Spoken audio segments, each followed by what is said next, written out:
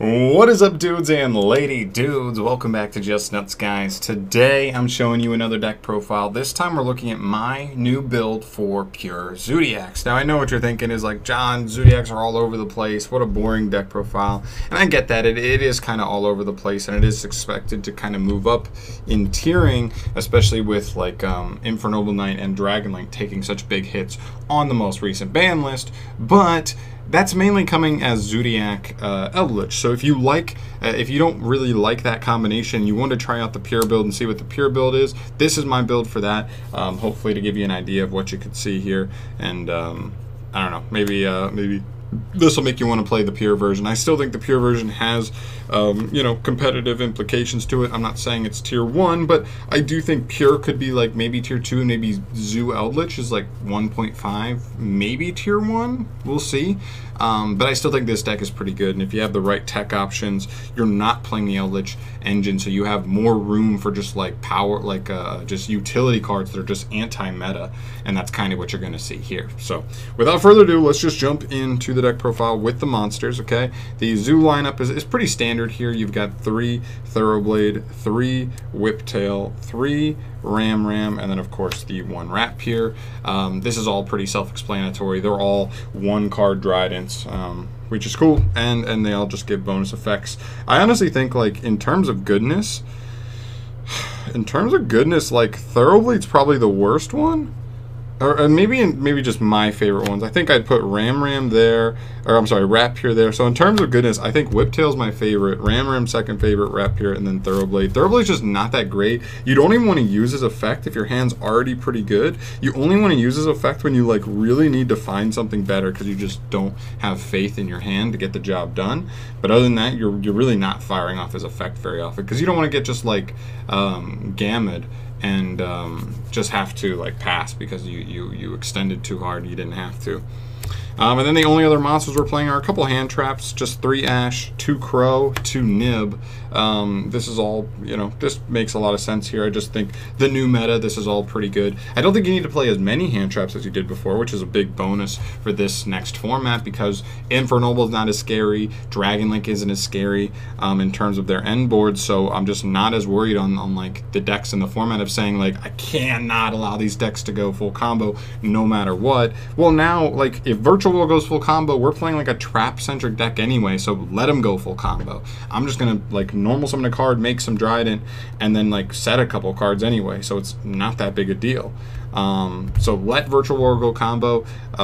You know, Dinosaur is beatable, and then I'm not as scared anymore of those other combo decks. So I don't need to play a ton of hand traps in the main. I am playing, I think, 10, because I think we're playing in Perm as well as those, but I don't think you need to go all out with like 15 hand traps anymore, because there's no degenerate combo decks, at least for the time being, really scaring you into needing that. So just those for the hand traps. I didn't even talk about DD Crow. DD Crow's just like going to be good in the format. It's good versus Virtual World. It's great versus Dinosaurs. Just hit the misc every time. Just hit the misc.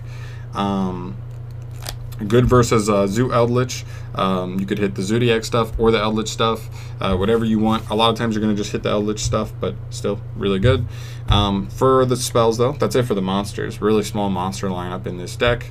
3 Tenki, and of course the Barrage. These are just your extra consistency cards. With these, we play 14 copies of a ZOODIAC card, which is pretty good, honestly. So as long as you open up one of those, you're gonna get your engine started, and then try and like keep it going.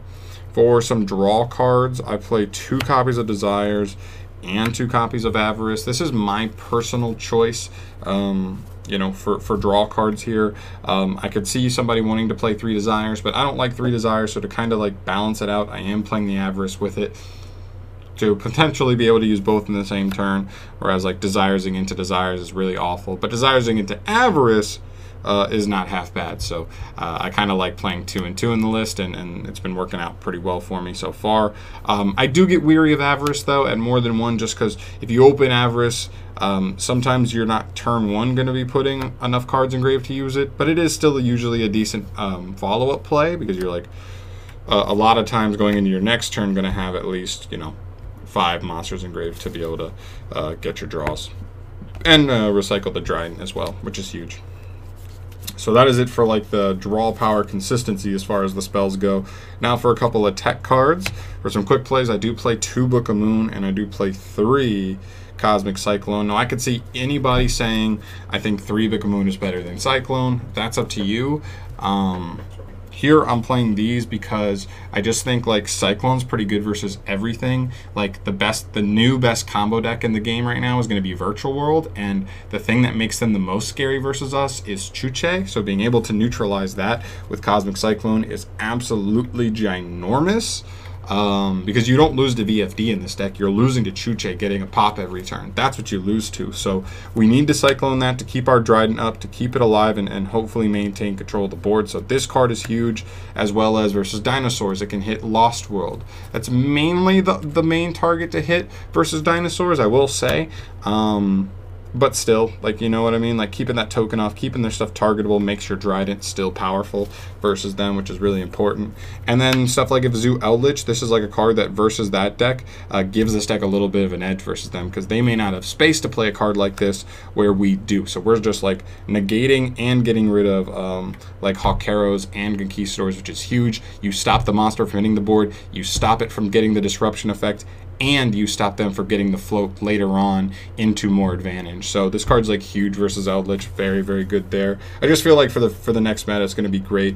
Book of Moon obviously is just good versus a lot of things as well, just things that are problems, like before you even try and commit to the board, just like baiting in interactions that you can just summon Dryden, pop the big monster that was in a problem anyway. So very good card as well, just really good utility. It can be disruption, it can help you break boards. It's so versatile, and I knew this card would come back in to like relevancy again, but I'm glad it's now. I'm happy it's playable. It's such a cool card, and then the last spell we play is One Monster Reborn. This card is just an awesome extender. Like I said, Chuche is a problem, but if you bait out the Chuche, because they're going to try and fire it off before you get to Dryden, you just reborn one of the monsters, make Dryden anyway.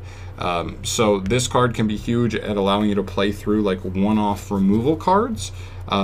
Definitely, because that's what a lot of people use to deal with ZOODIACs, is like they're like, oh, don't let them get into Dryden, right? If we just like pop their normal summon, boom, they can't do anything with their turn. This is just a cool one that allows us to just flip that on its head and still maintain, you know, our ability to play. And that is it for the spells, taking us to the traps of the deck. 3 in Perm, obviously. I don't think you need to play this, but I just think it's generically like always going to be good. 3 tax, I'm sure we'll see a lot of... Although 3 tax does worry me, I think 3 tax might drop in play, partially because when we were in that more heavy combo format, everybody was like, oh, everybody's playing 12 to 15 hand traps, so let's play Triple Tactics Talents, because everybody's flinging Gammas everywhere, everybody's flinging Ash, Nibiru, all these cards, so that way I can rip a card or get a draw 2 after they've thrown it. But now that I think the format might change to be less stuff, I don't even think 3 tax is going to be played as much, because I think people are going to ease off of hand traps a little bit. But obviously we'll have to see. We don't know exactly what the format looks like. That's just a prediction. But I still like this card generically, and it's just a great card overall. There, so pair that with your other hand traps and you're good. If you wanted to swap that out for more powerful like actual traps, not hand traps, you easily could, because like I said, I'm not as worried about the format in terms of combo decks and needing hand traps.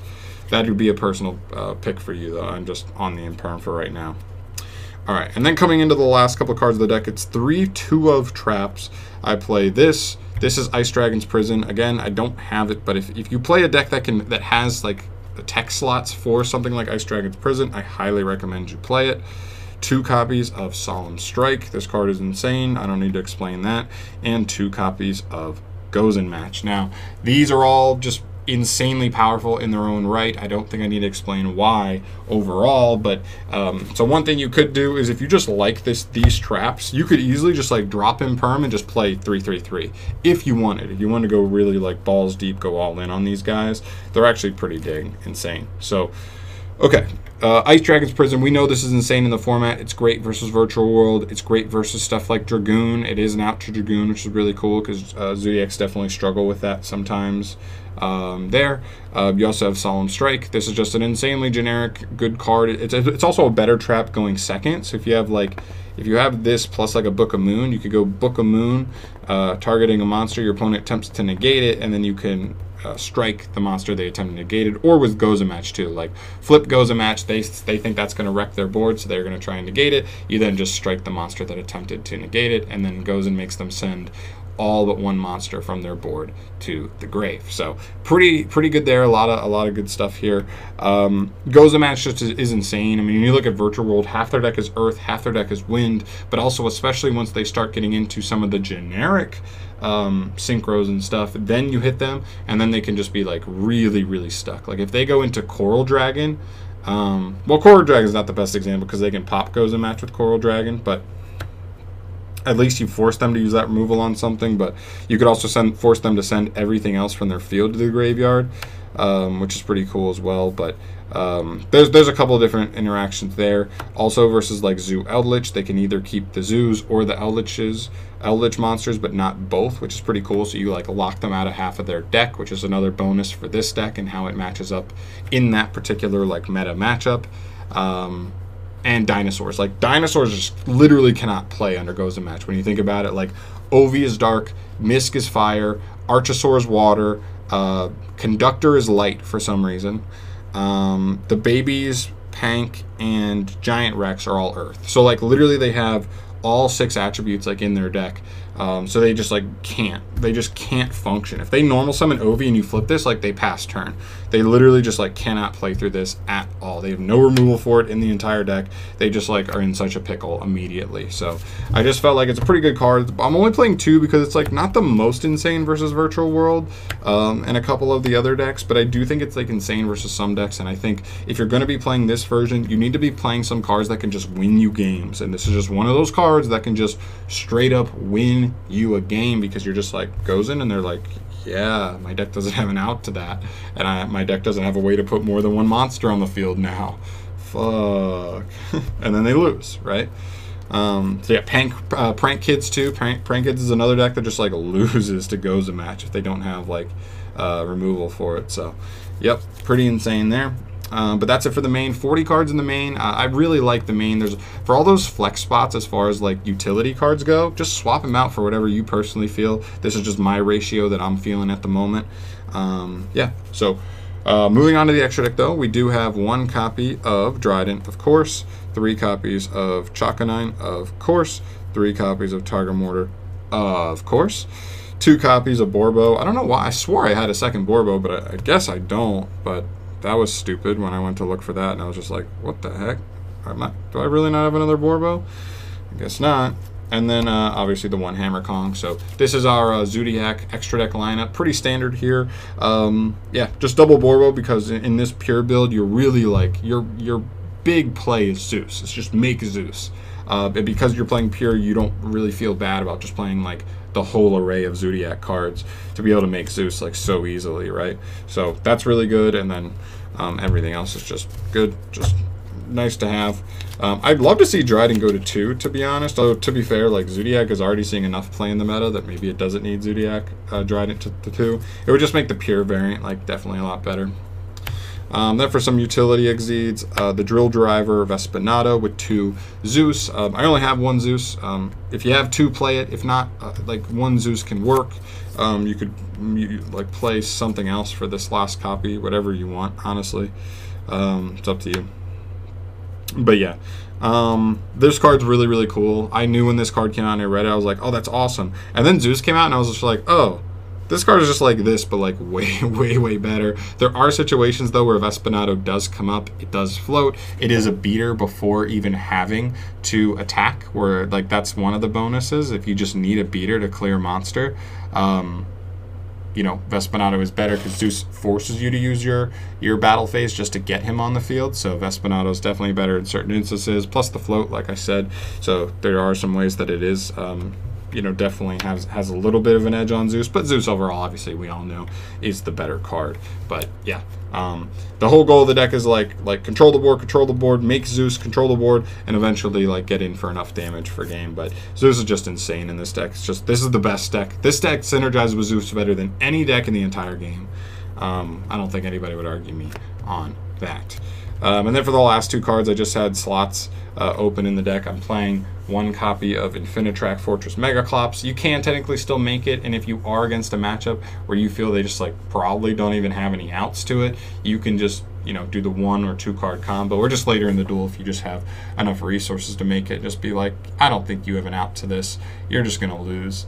You know, that could work. So very, very cool card. And then Asa's actually really cool too. She probably won't come up that often. I mean, technically she could. I guess particularly the mirror is like where she could come up, like just reviving other zoos and then overlaying on top of them to like get your stuff going, is kind of cool. But yeah, she floats and she technically is an extender, so she's cool. She's definitely cool. Like, imagine my opponent made Megaclops on me and I'm playing ZOODIAC, so then I could just make her after I added the Megaclops, and then just like had her and Megaclops. Like, that's kind of crazy. You could also reborn stuff like Pank. I believe Zoo King Alpha is also an Earth. So like there's really like niche, like powerful monsters that are Earth that you can just like revive, and they're actually pretty insane on their own without even like using them as fodder, which is pretty cool, to be honest. So just kind of some tech cards. You have a couple slots left over at the end of your extra deck that I thought like those were some cool options for there. And yeah, so that is going to do it here for our deck profile. I really think this deck does move up a little bit. I think part of its struggles were dealing with these combo decks, these unfair combo decks. Like going second, this deck just really, really struggled outside of playing like 15 hand traps. And that's not terrible, but it's not good. It means you're just like kind of drowning out your list that could be more powerful cards with just like hand traps, because you can't afford those decks to go full combo because you probably just lose. So I'm glad with where the deck is now. I think the deck actually does much, much better in the format, but we'll have to see how much better, because obviously there's, you know, 2 decks just kind of left tier 1. Well, most likely. We'll see what happens with Dragon Link. I think Infernobles are definitely out of tier 1. We'll see if Dragon Link moves up and or stays in tier 1, or how good it still is with Elpie and everything. But we'll have to see how everything shifts, because there definitely is going to be some unforeseen shift here that nobody really seems coming, and then there's like something's way better than anybody thinks. Some stuff will be worse than people thought it was going to be, and that's just how it always goes, right? So yeah, that's going to do it for me here, guys. Thank you so much for watching, as always. Subscribe to the channel if you want to see more deck profiles from me in the future, and I'll catch you in the next one. Peace.